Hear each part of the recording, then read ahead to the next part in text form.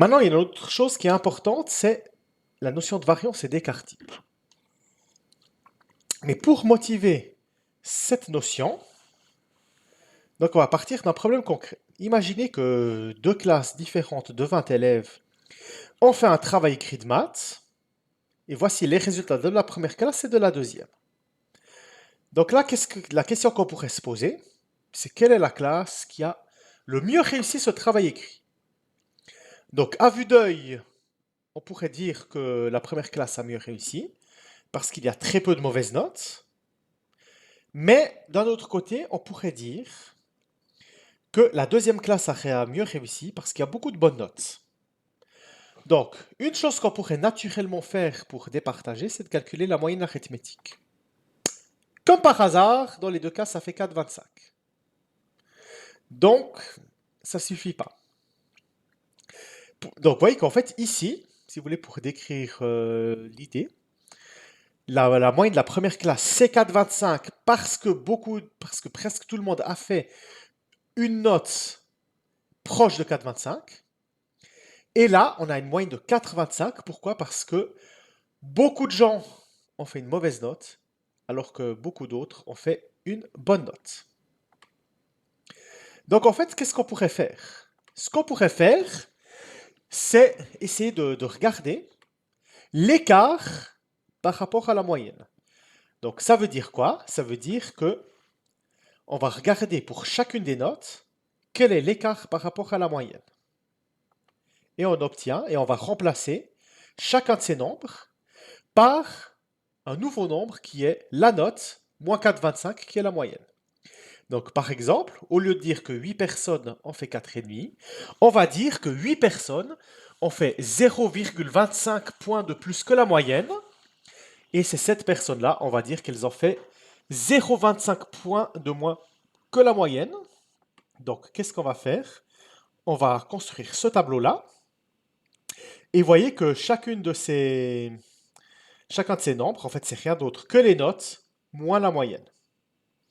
Donc, par exemple, un 5,5, c'est 1,25 de plus que la moyenne, alors qu'une note de 1,5, c'est 2,75 de moins que la moyenne. Ce qu'on pourrait faire, c'est essayer de calculer la moyenne de ces nombres, la moyenne de ces nouvelles notes. Le problème, c'est que comme il y a des nombres négatifs, on va obtenir 0. En fait, dès qu'on remplace les modalités par les modalités moins la moyenne et qu'on fait la moyenne de ces nouvelles modalités, on va toujours obtenir 0. Donc, comment contourner ça pour qu'il n'y ait plus ces nombres négatifs? Donc, un truc qu'on peut faire pour qu'il n'y ait plus de nombres négatifs, c'est faire la valeur absolue. Mais le problème, c'est qu'en faisant ça, ça ne va pas être top pour faire des calculs. Donc, plutôt que de faire la valeur absolue, on va faire chacun de ces nombres au carré. Et on obtient ça. Donc, ces nombres, en fait, qu'est-ce que c'est? C'est les notes moins la moyenne, ensuite au carré. Donc, vous voyez que là, on n'a que des nombres positifs. Et si on calcule la moyenne de ces nouvelles modalités, aucune chance qu'on obtienne des nombres, qu'on obtienne 0. Donc maintenant, qu'est-ce qu'on va faire? On va faire la moyenne de cette première distribution et de cette deuxième distribution. Dans le premier cas, on va trouver 0,2375 et dans l'autre 1,6375. En fait, si vous voulez, plus ce nombre est grand, plus les données sont éloignées de la moyenne. Donc vous vous rappelez que la première classe avait fait des notes relativement proches de 4,25, contrairement à la deuxième. Donc, ça, qu'est-ce que c'est? C'est ce qu'on appelle la variance. Et la variance, qu'est-ce que c'est? C'est la moyenne du carré des écarts à la moyenne des modalités. Je sais que c'est un peu compliqué de dire ça. Donc, pour faire la variance, en fait, qu'est-ce qu'on fait? Chacune des modalités, on les fait moins la moyenne, ensuite au carré, et on divise ça par le total. Et si on fait la racine carrée de la moyenne, de la variance, pardon, la racine carrée de la variance, ça s'appelle l'écart type. Quel est l'intérêt de faire ça? Imaginez qu'au lieu d'avoir des notes, on avait des mètres, enfin des données qui ont une unité, par exemple des mètres. Et à ce moment-là, pour mesurer l'écart de ces longueurs par rapport à la moyenne, on calculerait la variance dont l'unité serait des mètres carrés puisqu'on a fait au carré. Donc pour enlever ces mètres carrés, qu'est-ce qu'on fait? On fait la racine carrée pour retrouver des mètres. En fait, c'est juste pour ça hein, qu'on définit l'écart type, en faisant la racine carrée de la variance. Mais maintenant, prenons un autre exemple. Calculons la variance et donc l'écart type de ces 5 nombres-là. Moins 4, 3, 9, 11 et 17. Donc qu'est-ce qu'on fait? Dans un premier temps, on calcule la moyenne de tous ces nombres. Donc moins 4 plus 3 plus 9 plus 11 plus 17 divisé par 5, ça fait 7,2.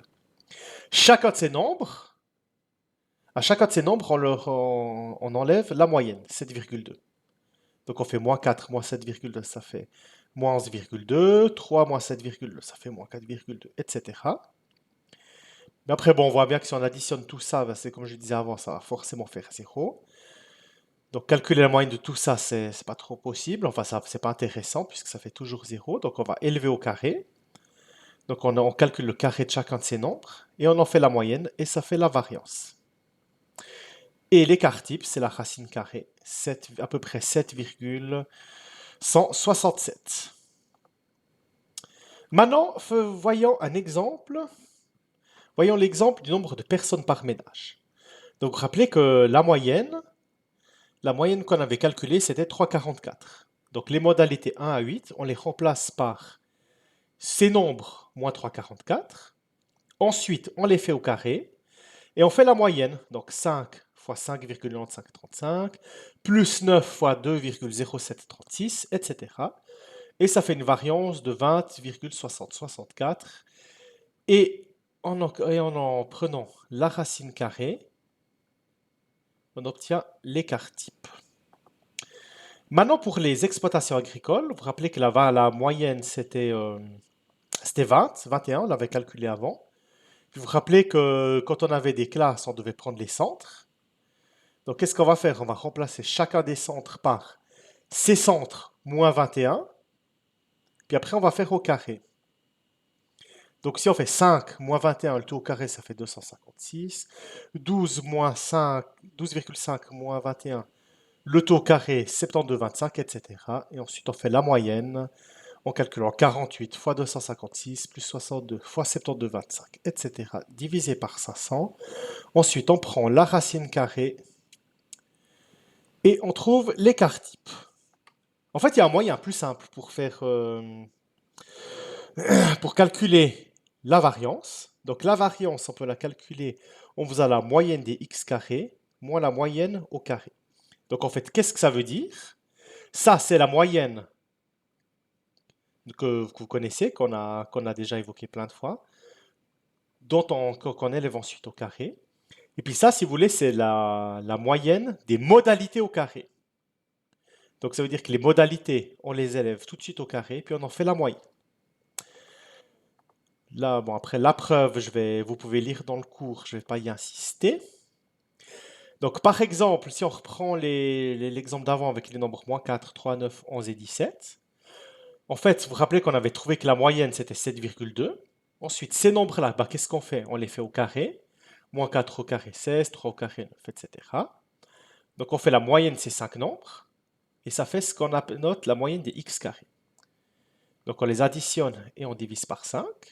Donc ensuite on fait 516, moins la moyenne au carré, 7,2 au carré. Donc 516 sur 5, la moyenne des nombres au carré, moins la moyenne, puissance 2. Et on retrouve ce qu'on avait trouvé avant. Maintenant, pour les exploitations agricoles, là, qu'est-ce qu'on va faire? On sait que la moyenne, c'était 21, donc ça on garde au chaud. Les centres, on les fait au carré. Ensuite, on calcule la moyenne, cette nouvelle moyenne, 25 fois 48, plus 156, 25, fois 62, etc., divisé par 500. Et il se trouve que ça fait 510,725. Donc on fait 510,725 moins 21 au carré qui fait 441. Et on retrouve la même chose qu'avant. Ensuite, il y a ce qu'on appelle le coefficient de variation. Donc le coefficient de variation, c'est tout simplement le rapport entre l'écart type et la moyenne arithmétique. Dans l'exemple des exploitations agricoles, ben, c'est 8,35 divisé par 21. Ça fait à peu près 0, ah tiens, ah ouais, 30, ça fait 0,398. Et puis si on convertit en pourcents, ça fait 39,8%. Parce que il est d'usage de le donner en pourcents, hein. Et puis en fait, si vous voulez, si on trouve moins de 15%, bah, ça veut dire qu'il y a une certaine homogénéité de la population. Donc ça veut dire que les données elles sont proches de la moyenne. Et à partir de 15%, on considère que c'est dispersé. Et bien sûr, plus le nombre est grand, plus ça veut dire que c'est dispersé. Maintenant, la dernière chose que je vais vous montrer, c'est ce qu'on appelle le diagramme de Tuckey ou boîte à moustache. En fait, c'est un diagramme dans lequel il y a 5 valeurs. La médiane, qui est la même chose que le quartile Q2, les quartiles Q1 et Q3, qui forment les extrémités du rectangle, puis après les valeurs extrêmes, la plus petite valeur, la plus grande valeur. Et qu'est-ce qui se passe? Vous vous rappelez que les quartiles, ils divisent la série en 4 parties de 25%.